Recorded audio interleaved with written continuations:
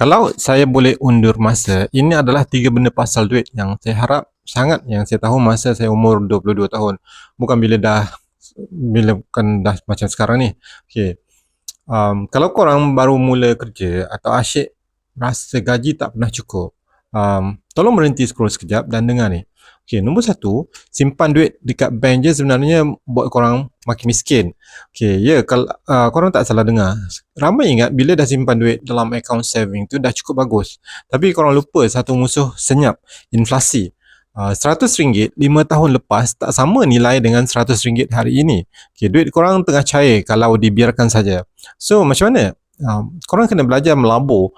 Tak payah susah-susah. Mula dengan ASB, tabung haji atau robo advisor. Okay, biar duit tu beranak bukannya tidur. Okay, nombor dua, formula gaji yang 90% orang yang silap. Biasanya kita dapat gaji, kita tolak hutang kereta, tolak sewa, shopping, makan sedap, apa yang baki tu baru simpan. Betul tak? Lepas tu hujung bulan merungut, alamak tak ada duit, bakilah pada bulan ni. Okay, salah tu kawan-kawan. Okay, tukar formula ni. Dapat duit je, potong siap-siap 10% ke 20% untuk simpanan kecemasan. Simpan lock dan lupakan. Baki yang ada tu barulah korang guna untuk hidup. Pay yourself first. Okay, nombor 3, tolonglah kawal lifestyle creep atau inflasi gaya hidup.